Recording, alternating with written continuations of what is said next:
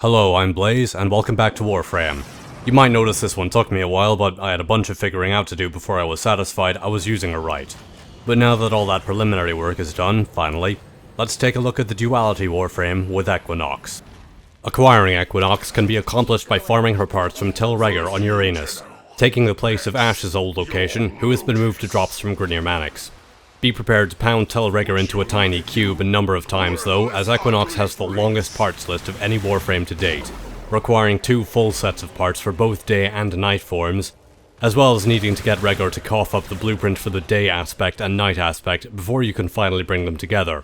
The final blueprint is available from the market for 25,000 credits and will require a fully built day aspect and night aspect, a fully built forma, and a further 25,000 credits at the foundry.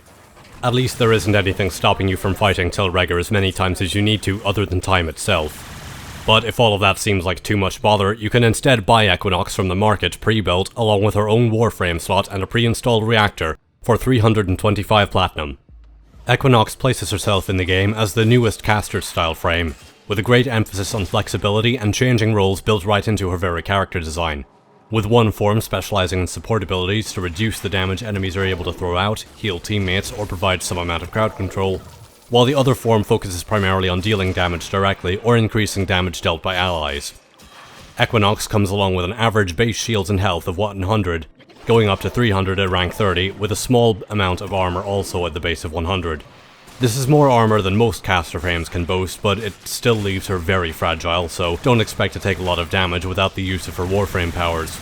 Her power capacity is above average at a base of 150, which caps out at 225 at rank 30, and she has the standard sprint speed multiplier of 1.0. For mod polarities, she comes along with a D and a V polarity by default, which is nice as it accommodates a defensive mod of your choosing, as well as either a power duration or power strength mod, among others, giving a decent amount of flexibility to start with. The Aura mod slot also comes along with a dash polarity by default, which is perfect for the likes of either corrosive projection or energy siphon. I will say, however, that having 2 default polarities is somewhat disappointing. It is true that other Warframes also come with 2 mod polarities as standard, but Equinox needs a forma to build unlike any other Warframe to date.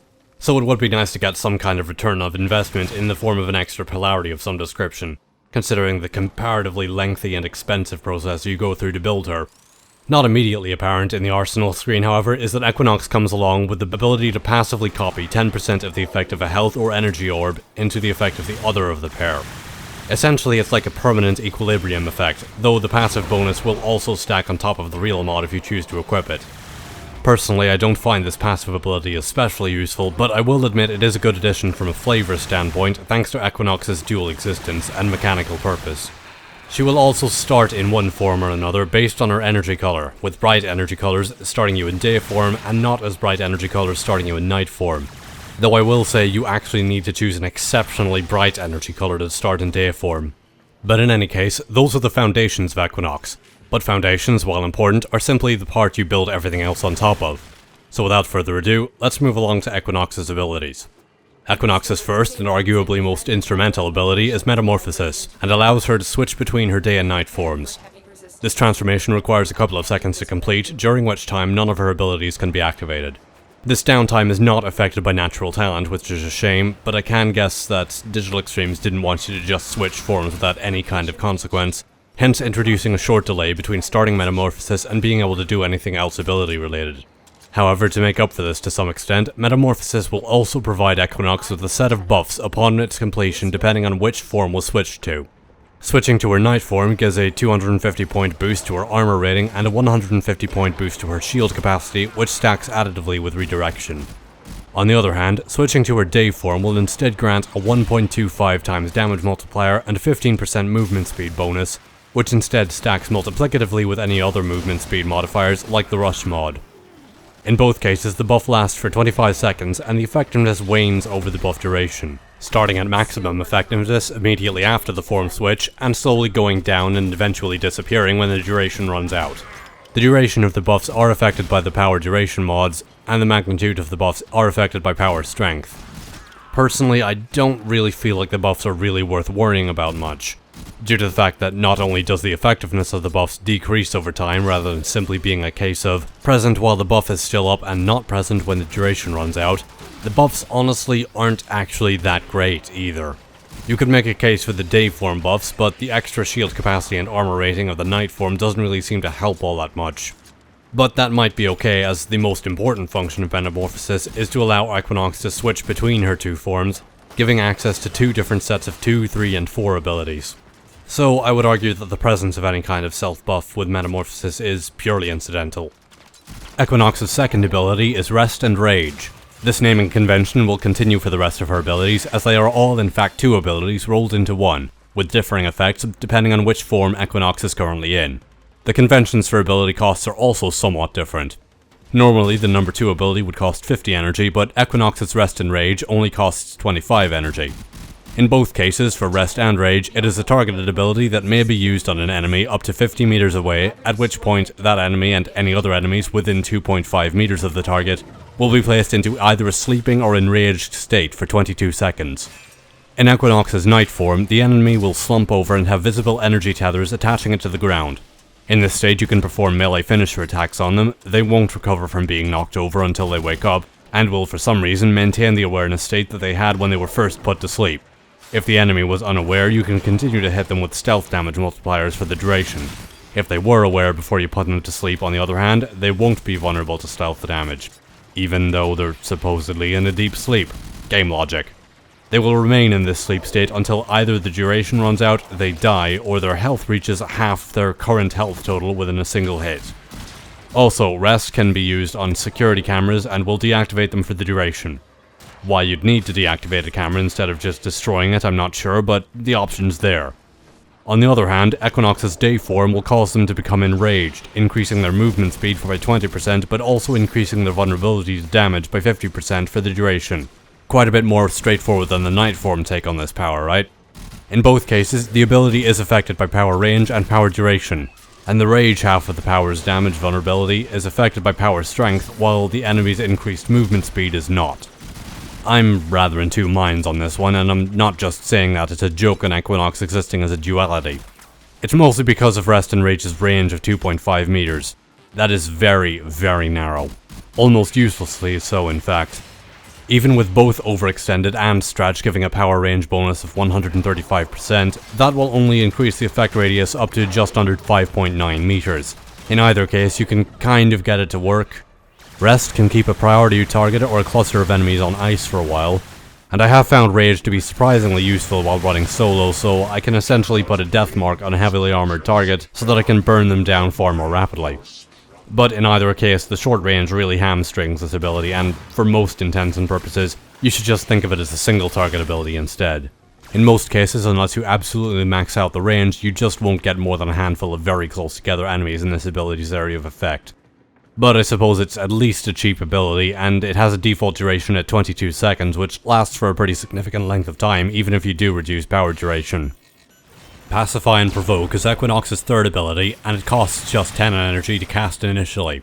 However, it is something of a channeled ability, and it will quickly drain the rest of your energy reserves if you don't have enough power efficiency. Upon activating Pacify or Provoke, Equinox will emit an aura centered on herself with a 16-meter radius affected by power range that will remain active until you either use Metamorphosis, cancel the ability by using it again, or run out of energy. Equinox's night form gives the Pacify effect.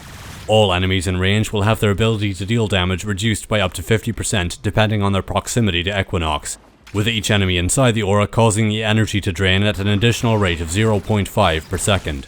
This is quite interesting as it increases your survivability by affecting enemies around you rather than by directly making you tougher, and the weakening of those enemies increases as you get closer to them, which actually encourages getting right in their faces to a good extent in order to better protect both yourself and your teammates. However, frustratingly, she's no Trinity. The damage reduction will be very useful for teammates, but personally I have found that it's not actually that good for you, and it decreases in effectiveness over range, so in terms of solo survivability it just isn't going to help you much. The energy drain ramps up for every enemy in range as well, regardless of their distance, even if they're just at the edge and not actually having their damage reduced by that much. So if you're on your own, I find that this just tends to wind up being a big waste of energy that would be better spent on other abilities. Her day form, meanwhile, gives access to Provoke. I feel this is somewhat of a misnomer, as it doesn't really seem to be doing much in the way of provoking anybody, unless you try and keep in mind the naming of the Blind Rage mod. Dayform Equinox's Provoke aura instead provides a 20% power strength boost to all in-range allies, with 3 energy being drained from Equinox for each activated Warframe ability within her Provoke aura, seemingly including her own, as using Metamorphosis while using Provoke will give you more shields than if you don't. I generally don't find this quite as useful as the Pacify effect on your own, but it's hard to deny that giving actual power strength to your allies is very good. And it happens to give a little boost to Rage and Maim as well. Plus, I can imagine that it would make the Mesa or the Ashe of the group quite happy. And while Pacify encourages getting up in the enemy's faces, Provoke encourages sticking around your allies to ensure the bonus is distributed to your team as a whole where possible. Sadly, it doesn't actually benefit you yourself a ton, so this won't help much in solo play, but it is great for your teammates. Power Strength will affect the damage reduction of Pacify and the Power Strength bonus of Provoke, and both of the additional costs are affected by power efficiency. Finally, Equinox's 4th abilities are Mend and Maim, another set of channeled aura abilities. Coming along with some of the coolest looking environmental effects in the game to date, Equinox extends a field to a default radius of 18 meters that scales with power range, with a 5 energy per second drain while active, and deactivates the effect of the energy siphon aura while active. This energy drain is significant even with efficiency mods, but the important thing is what you get for it. In her night form, the environment takes on a still, fragmented appearance, and she gathers part of the maximum health of each enemy killed within the aura, which is not affected by power strength. When you activate the ability again, she releases the stored up health as an area heal, being equally distributed between herself and all allies and companions within the aura range. The heal has a certain delay to it since it requires gathering health from the killed enemies and has a limited range, so its utility is hampered somewhat. But it is still a useful supplement to your team's survivability if they stick close. Mend does typically require being used on the fly as well, as that energy drain tends to be far too steep to keep it built up at all times, which is a shame. If it could be reliably used in a shorter space of time, or if the heal affected allies globally, it would be a significantly stronger ability. But these are the cards we've been dealt.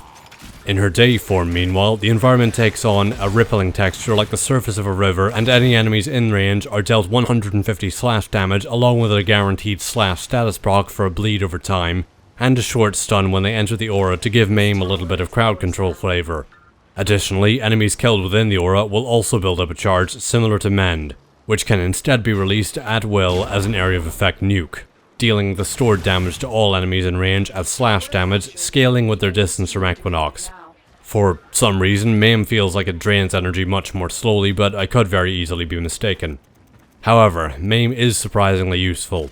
The stun that hits enemies when they enter the aura gives a decent amount of breathing room, the bleed damage over time bypasses armor, and the fact that Maim's damage scales up with how many enemies have died over the course of its activation until you choose to release it actually lets it scale up to higher levels to some extent. This will primarily only be the case when you deal with the enemy armor first though. While slash damage is by far the best damage type towards the end, it will still face some problems against the likes of heavy gunners and bombards without a team of corrosive protections. I will also say that the stun only seems to happen once per cast, so while it has a similar use to Banshee's Silence, it won't keep enemies locked down if you move out of and back into range. Maim's damage is affected by power strength, but will not be increased by buff effects like Mirage's Total Eclipse or any other elemental buffs from Ember, Frost, Volt, or Oberon. The absolute most important and completely necessary point I could give to fully enjoy either Mend or Maim, however, is the following. Choose a high intensity energy color, because otherwise those beautiful environmental map effects are going to be extremely muted. Although on that note, if you find that you can't stand the effects for whatever reason, then you can instead stick with duller energy colors to take the edge off instead. But for an actually important point, if you run out of energy before you activate the ability a second time, the ending energy release for built up health will not trigger. So make sure that you hit that 4 key before then, or Mend and Maim will go out with a whimper rather than a bang. In terms of mods, it's kind of a toss-up due to how much Equinox tries to do. The main build I gravitated towards goes for a jack-of-all-trades approach. Modding her is actually quite problematic, as pretty much all of the power stats are important.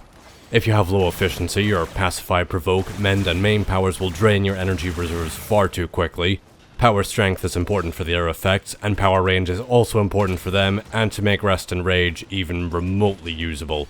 You could make an argument to forget about duration, as that really only affects the metamorphosis buffs and the duration on Rest and Rage, though completely neglecting power duration isn't really a good idea either, as Rest is a useful way of putting things on ice for a while. Hence, using this build.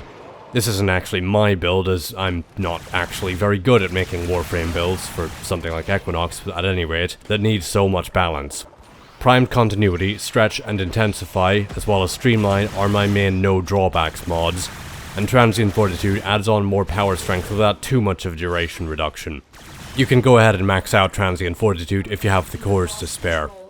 Overextended and Fleeting Expertise, meanwhile, are intentionally on half measures to limit the negative effects they have on power strength and power duration, with Overextended at rank 2 to act as a sort of second copy of Stretch, and Fleeting Expertise at rank 3 to give an almost maximum 70% power efficiency when coupled with Streamline, and limiting the duration reduction.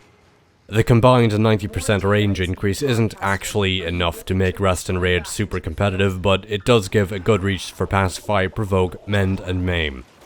I will say that switching out Primed Continuity for Natural Talent might be a good idea to reduce the cast times on Mend and Maim especially, but other than that, everything else I just tried tend to lack one thing or another too much for my liking.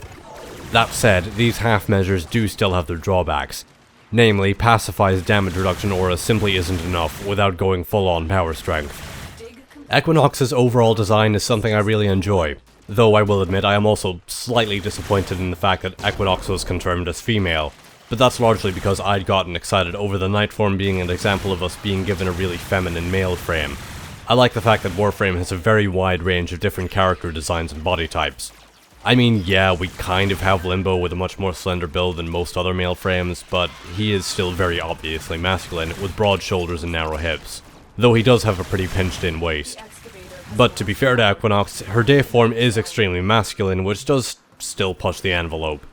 And that is really where the charm of Equinox's design lies. She's really two characters rolled into one. Her night form exhibiting an overtly feminine form with a slender body and wide hips, while her day form instead gives a noticeable bulk to her upper body and shoulders, and replaces the Magic Knight-esque robes with a slightly more conventional set of body armor. Though it does still have its own little set of oddities as well, like the circular plates over the arms. The masculine-feminine dichotomy is really driven home by the in-development naming of the different forms, with the day form originally being named Animus, and the night form originally being named Anima, both of which are terms in Jungian psychology, with Animus referring to the inner masculine psychological qualities in a woman, and Anima referring to the inner feminine psychological qualities in a man.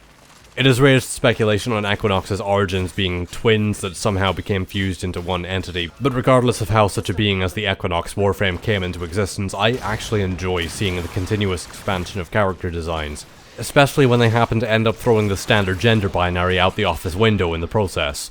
But aside from analysing and fanboying over the character design, Equinox fits herself into a versatile set of roles that can be swapped between at will. Damage reduction and healing on one hand, buffs and damage dealing on the other, while both having a little splash of crowd control mixed in. But in either case, Equinox enters the roster with strong offerings. A pair of strong offerings, to be precise. Mostly. This is where my opinion of Equinox begins to sour slightly. Why?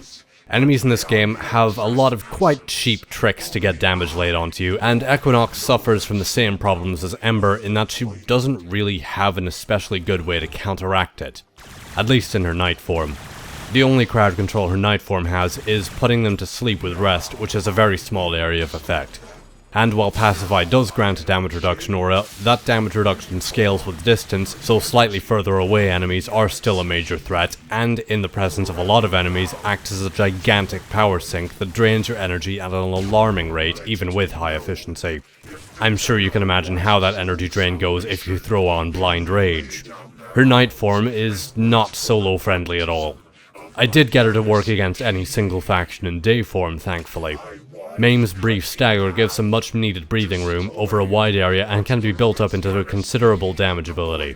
But even primarily using her day form, I found myself struggling in high level void missions on my own, as they tend to be something of a perfect storm of each faction's most cheap difficulty units. Nullifiers, rapid fire bombards, and ancient healers with their massive damage reduction and status ignore aura even through walls and floors. At least outside of missions like T4 Interception that give you an open space to run around in.